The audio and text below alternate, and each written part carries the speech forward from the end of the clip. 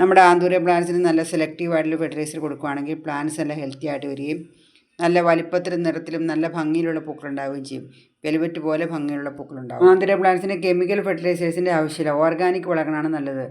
അതുപോലെ തന്നെ നമ്മൾ എപ്പോഴും ലിക്വിഡ് ഫെർട്ടിലൈസേഴ്സാണ് ആന്തൂര്യത്തിന് കൊടുക്കുന്നത്. അതുകൊണ്ട് തന്നെ ഏറ്റവും കുറഞ്ഞ് 10 ദിവസം കൂടുമ്പോഴെങ്കിലും നമ്മൾ ഫെർട്ടിലൈസർ കൊടുത്തിരിക്കണം. മഴക്കാലത്ത് നമ്മൾ വളങ്ങൾ കൊടുക്കുമ്പോൾ ഏതെങ്കിലും വെള്ളം വീഴാത്ത ഏരിയയിലേക്ക് മാറ്റി വെച്ചിട്ട് കൊടുക്കുക, അല്ലെങ്കിൽ മഴവെള്ളത്തിൽ എല്ലാം ഒലിച്ചു പോകും. ഇനി ഈ ഫെർട്ടിലൈസർ എങ്ങനെ തയ്യാറാക്കുന്ന നോക്കാം.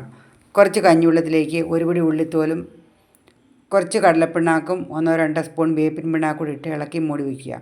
3-ാം ദിവസമാണിത് ചെടികൾക്ക് നമ്മൾ യൂസ് ചെയ്യുന്നത്. എല്ലാ ദിവസവും ഓരോ പ്രാവശ്യം ഇത് ഇളക്കി കൊടുക്കണം.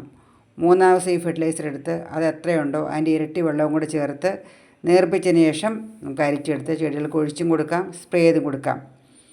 ഇത് പ്ലാന്റ്സിന് വേണ്ട എല്ലാ ന്യൂട്രിയൻസും ഈ വെള്ളത്തിൽ അടങ്ങിയിരിക്കുന്നതുകൊണ്ട് പ്ലാന്റ്സ് നല്ല ഹെൽത്തി ആയിട്ട് വരികയും നല്ല രീതിയിൽ ഫ്ലവറിങ് ഉണ്ടാവുകയും ചെയ്യും. വേറെ ഒരു ഫെർട്ടിലൈസറിൻ്റെ ആവശ്യമില്ല.